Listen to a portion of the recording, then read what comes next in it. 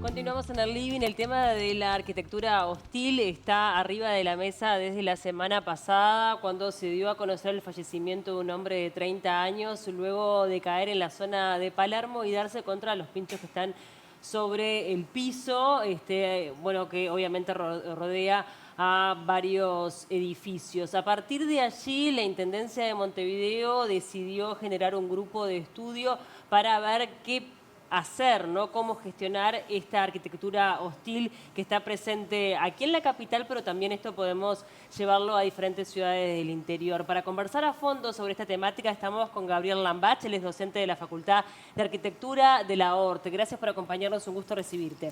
¿Qué tal? Un placer estar con ustedes compartiendo unos minutos. Bienvenido. Gabriel, capaz que lo primero que podemos hacer es definir exactamente qué podemos llamar arquitectura hostil y también conocer un poco desde cuándo está presente a nivel global y también a nivel nacional.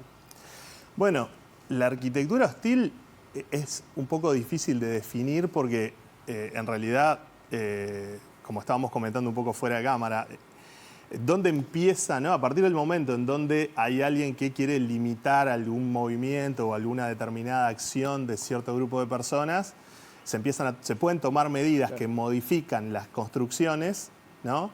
Como puede ser simplemente una reja puesta en una ventana, ¿no? O sea, que es algo que de repente en una época no era necesario, se empezó a hacer cada vez más necesario, hoy nadie se asombra de tener una reja en una ventana.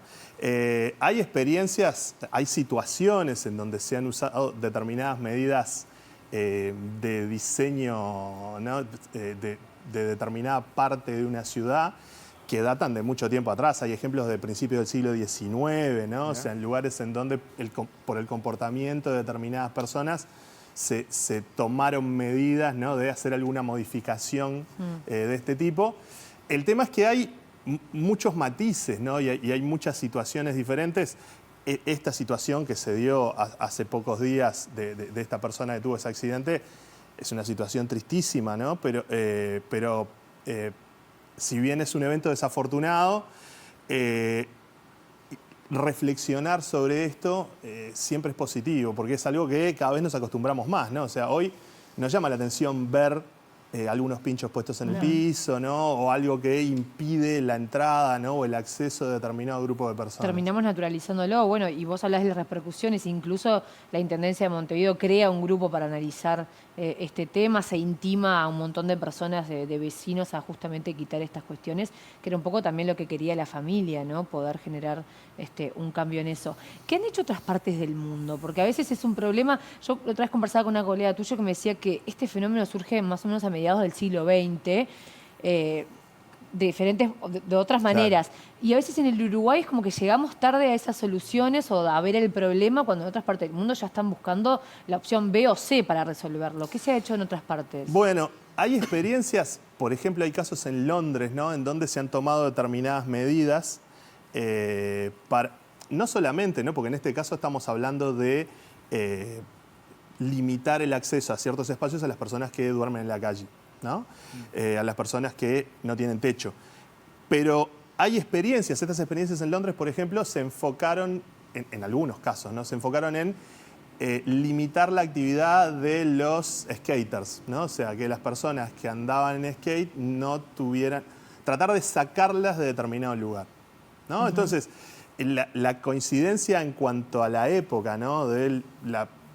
Por mediados del siglo XX aproximadamente, coincide con capaz el inicio o el reconocimiento de una mayor cantidad de personas que no tienen hogar, ¿no? O incluso de movimientos alternativos, ¿no? O sea, como la gente que busca espacios para andar en skate y de repente si la ciudad no se los provee de alguna manera, andan medio en cualquier lado. Claro. Entonces hubo un movimiento, en particular un diseño de unos que los llamaron los Camden Bank, que eran unos bancos que tenían una geometría bastante extraña, ¿no? Y que tenían como objetivo principal limitar, ¿no? Ponerlos en determinados lugares y que tuvieran determinada geometría como para limitar el movimiento de los skaters en esa zona de la ciudad.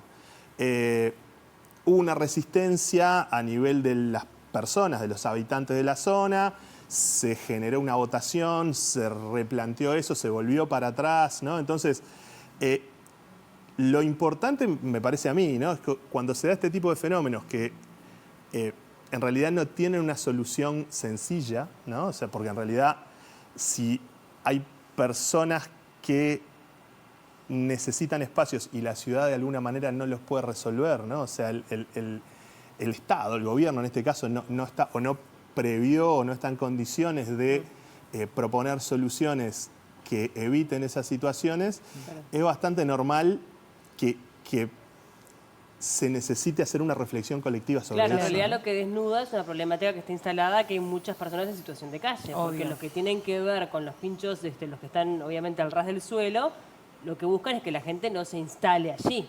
Claro. Entonces claro. el problema de fondo en realidad es la gente en situación de calle. Exacto, ¿no? Entonces y si vamos un paso más atrás, ¿no? y definimos a la vivienda como un derecho humano, y bueno, sí, hay algo que está faltando, ¿no? O sea que el Estado no está en condiciones de proveérselo a esas personas. De todas maneras, si bien esto tiene muchos factores, ¿no? y hay que tenerlos en cuenta, yo creo que la reflexión debe hacerse a un plazo corto, ¿no? Porque es algo que hay que solucionarlo en un tiempo, o tratar de por lo menos encaminar una solución en un tiempo relativamente corto, pero al mismo tiempo sin perder de vista la imagen general, ¿no? El O sea, problema el punto macro. de vista general, porque es algo que apuntando al largo plazo probablemente se logren mejores estrategias, ¿no? No, yo pensaba que entre el deber ser y lo que sucede hay como un montón de espacios y de cosas que suceden, y la realidad es que la inseguridad es otro de los problemas que hay, que se suman obviamente a las personas que viven en situación de calle. Lo cierto es que la lógica, que a veces el sentido común, que es el menos Común de los sentidos, resulta ser que poner unos pinchos de 30 centímetros al ras del piso sea lo más conveniente, porque fue un tipo de 30 años, pero podría haber sido una niña de 6 o un varón de 3. La realidad es que la consecuencia es negativa de por sí. El hecho de sentarse a charlar para problematizar no resulta un camino demasiado largo para algo que puede resultar un poco más sencillo de encontrar una variante a poner. El otro día Maggie decía, hay una especie de bolas de hormigón que quizás se pueden hacer rápidamente y sustituir esos pinchos. Que tampoco es el ideal que obstruyan, pero por lo menos nadie se lo va a clavar y se va a morir. Exacto. Bueno, hay estudios sobre ese tipo de situaciones, ¿no? Ejemplos de situaciones de ese tipo en Europa y en Estados Unidos, en donde el análisis final que se hace para ese tipo de soluciones, ¿no? Que, bueno, la persona no corre riesgo de vida de repente, ¿no? Pero es que de a poco nos vamos acostumbrando a que hay que tomar medidas que limitan el uso de todos de los espacios de la ciudad, ¿no? Porque si vos tenés que poner, yo qué sé, pelotas como las que están alrededor del obelisco, ¿no? Sí. Estratégicamente dispuestas para que no se pueda instalar gente, y bueno, eso dificulta el tránsito de todo el mundo. Claro, ¿no? bueno, también un poco en esa lógica uno podría decir, bueno, pero yo también veo que hay gente que está instalada en la vereda y que no me permite transitar libremente por la vereda de mi casa. Sin Digo, duda. en realidad siempre están como, por eso es un tema que requiere obviamente un equipo de estudio. Exacto. No es un tema sencillo, es un tema muy complejo. Es sin un tema duda. complejo y que hay que tener cuidado de no caer, que muchas veces, no siempre por suerte, pero muchas veces nosotros caemos, ¿no? En Uruguay caemos en tres cosas de repente que son medio peligrosas. Por un lado, la simplificación de ponerse del lado De uno y del el otro. vecino que desesperado pone los pinchos y no los pone para matar a nadie, ¿no? O sea, eso está Claro. clarísimo. El vecino que lo pone, No quiso en un matar a momento nadie. se hartó. A mí me pasa en el edificio donde yo vivo, hay un alero grande en el exterior y 2 por 3 cuando salimos de mañana hay 2 o 3 tipos que están durmiendo ahí y después se van, ¿no? Pero es una situación media límite, ¿no? Claro. Porque Sí, están en la sí. puerta de tu casa. Totalmente. No hemos tomado ninguna medida disuasora de este tipo y por ahora no lo estamos evaluando. Pero claro, no puede pasar por la decisión de una persona o de un grupo chico de personas. Y por otro lado, Ese es uno. tenemos esa tendencia de caer en la hinchada, ¿no? O sea, que vos estás de un lado o estás del otro, ¿no? Claro. Y acá nadie está de un lado, o sea, acá no es... Y eso es lo que ha generado este tipo de experiencias a nivel global, ha generado más segregación. Polarización. ¿no? O sea, más limitaciones y más problemas. Estas acciones de por sí no han solucionado nada. Y el tercer punto, que eso también es un foco que de repente estaría bueno plantearlo, ¿no? Teniendo en cuenta que este grupo se va a formar, es que a nosotros muchas veces nos da la sensación de como que generando una reglamentación, una norma, una ley o un equipo de trabajo de estos, se concreta algo y después falta controlar que esas decisiones que se tomaron por el bien colectivo se lleven a cabo en los términos que están planteados. Al menos hay algo donde una persona puede denunciar. O sea, tenés un amparo. En este momento... Bueno, pero también es difícil porque ¿qué definimos nosotros por arquitectura hostil? Ya de por sí la definición del concepto es complicado. ¿Dónde está el margen en donde no es hostil y empieza a ser hostil? Porque en definitiva es ese también la complicación de... A ver, a partir del momento en donde esas visiones románticas de repente de la primera mitad del siglo XX, en donde o de la posguerra, ¿no? En donde se planteaba, bueno, ahora vamos a poder vivir en armonía y vamos a tener unos campos en donde la gente se va a mover y va a haber casas, ¿no? Eso ya medio que está descartado. Sí. Pero a partir del momento en donde uno necesita limitar el acceso al espacio en donde tiene su intimidad, ¿no? De alguna manera tiene que definir ese límite, ¿no? Sí. Entonces, acá, si bien hay problemas que se solucionan más por estrategias sociales, ¿no? Es decir, bueno, esta gente está afuera de los parámetros que estamos teniendo en cuenta. Hay que entender las realidades de ellos, cosa que muchas veces tampoco entendemos del todo, ¿no? O sea, hay que, por un lado, tratar de entender las situaciones en las que están y después, por otro lado, solucionar en el plazo más corto, ¿no? Decir, bueno, está claro que pinchos, si están a una altura media-baja y accesible a todo el mundo, y no parece ser la solución más recomendable, ¿no? Yo creo que en el Uruguay, o por lo menos en Montevideo, hay como una falta de pienso de la ciudadanía en general de los espacios públicos. Es como que, salvo que estés involucrado en alguna comisión, ¿no? Esos vecinos automotivados, que muchos forman parte de esas comisiones, no nos cuestionamos los lugares que ocupamos, que habitamos o que son parte de nuestra cotidianeidad. Pero, y esto obviamente no es incentivando a que la gente viva en calle, pero hay otras partes del mundo que, por ejemplo, construyen bancos adaptables a camas a personas en situación de calle. Y sin ir más lejos, hubo una polémica la semana pasada en una plaza cerca de Canal 10, donde iban a instalar una cocina y un baño y pusieron el grito en el cielo porque, bueno, ¿cómo puede ser que incentiven a que la gente esté en la calle y use eso y no vaya al MIDES?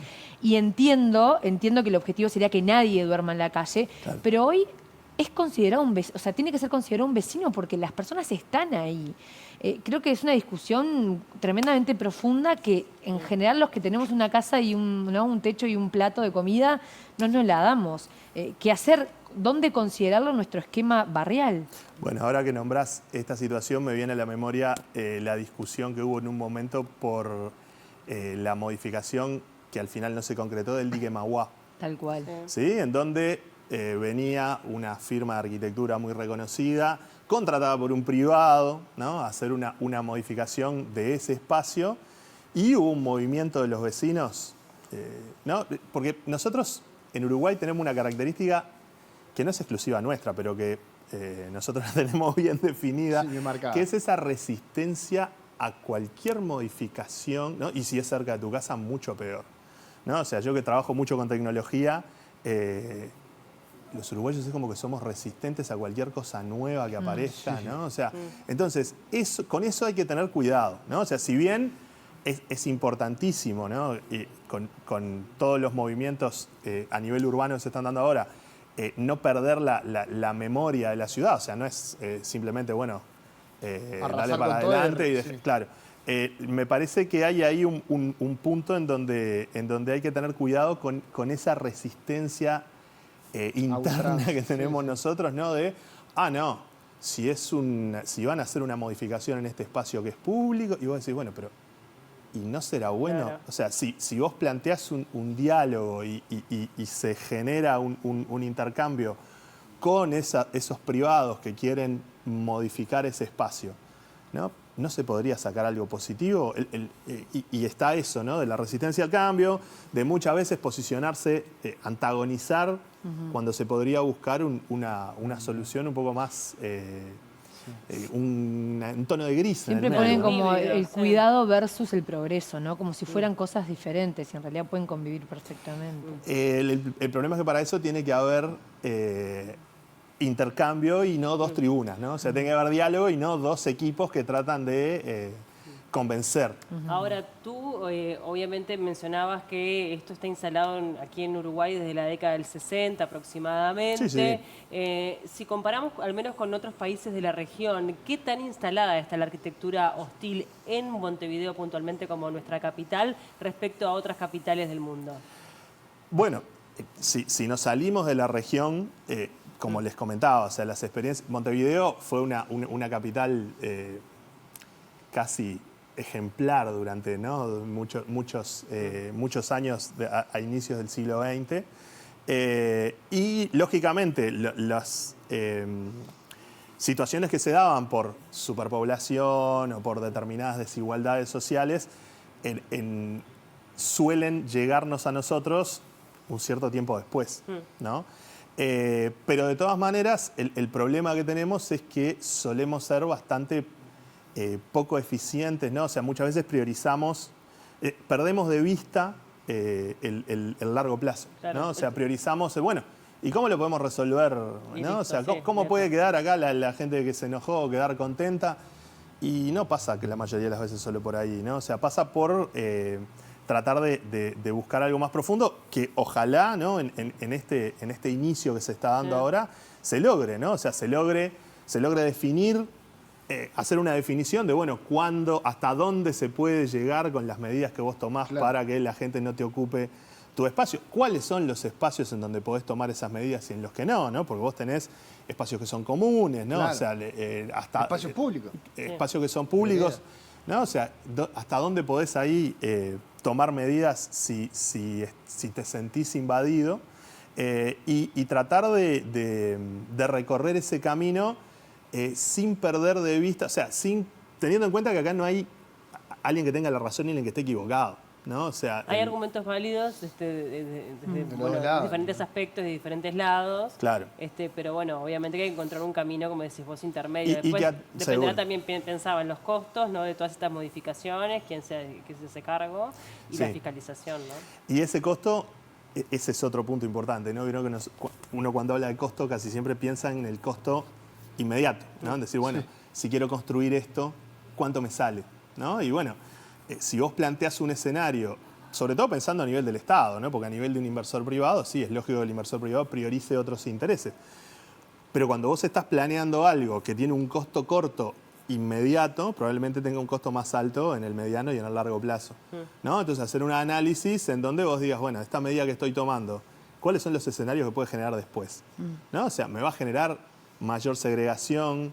¿Voy a estar dirigiendo? ¿No? O sea, yo creo que el Estado ha demostrado en muchas situaciones la capacidad que tiene de orientar los movimientos. La política pública. Las políticas públicas que orientan los movimientos de los capitales privados, ¿no? O sea, hoy se construye muchísimo en Montevideo. Las alturas. Y toda esa construcción que se está dando hoy en día está en gran parte generada por la ley de vivienda promovida, ¿no? Incentivos. Entonces, si Impresionante. uno reconoce, ¿no? Porque muchas veces se habla, ¿no?, de que, bueno, no, lo que pasa es que el privado no está incentivado. Bueno, acá hay un ejemplo clarísimo de que el Estado generó una situación en donde pasaron es que cosas importantes. Que favorece a la Solamente el construcción, prohibicionismo no va a alcanzar, me da la sensación. Exacto. Quería preguntarte, más allá de la arquitectura hostil en sí, como arquitecto, como profesional, ¿les pasa que hoy cuando piensan proyectos el tema de la seguridad o estos problemas están en el diseño? O sea, de eso que piensan, ¿es una de las cosas que tienen en cuenta? Cada vez hay más preocupación, ¿no? O sea, pasa, si pensamos en los barrios privados, ¿no? O sea, los barrios privados que pues, uno piensa por ahí, por la zona de Camino de los Horneros y eso, justamente lo que se pretende en esos espacios es lograr, No tener reja. seguro, un lugar en donde vos tenés una puerta que no la tenés que cerrar, ¿no? O sea, toda esa visión de la que nos hablaban de repente Sí, de la que nuestros hablábamos abuelos, ¿no? En Ahí se donde- puede aplicar. Bueno, se puede aplicar, pero justamente porque tenés una barrera, No, claro. ¿no? En donde... La barrera está antes. Claro, o sea, entonces limitación. Claro. a esa barrera, en principio, nadie la pone en cuestionamiento. Claro, pero sin irnos al extremo, ¿no? Porque eso es un fenómeno que es bien interesante, estaría bueno otro día conversarlo. Hoy vas a planificar un edificio y capaz que decías, qué divino, sería un hall de entrada maravilloso con no sé qué. Capaz que hoy decís, mejor no, que haya una puerta de una para que no se me instale nadie acá. Claro. O sea, ¿te limitas en el diseño? Sí, sí, sí. A ver, en la mayoría de los casos, ¿no? O sea, cuando vos... Una galería. Una casa. Seguro. Cuando vos estás definiendo, dependiendo del lugar en donde estés definiendo ese espacio, tenés un montón de medidas a tomar en cuenta que tienen que ver con la seguridad.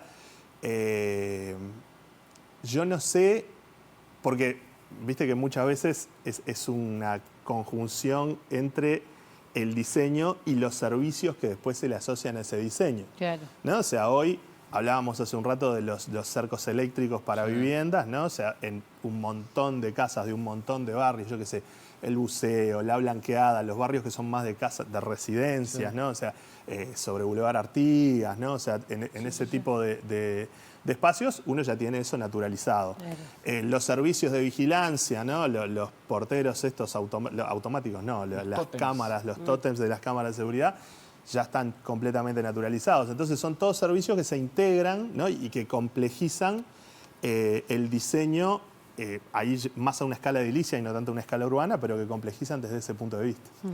Gabriel, gracias por acompañarnos. Como bien decías, es un tema muy complejo y bueno, esperemos a ver este grupo que está planteado por parte de la Intendencia de Montevideo que pueda sacar las mejores conclusiones para una convivencia lo más sana posible. Ojalá que sí. Bueno, muchas gracias por la invitación y hasta pronto. Gracias.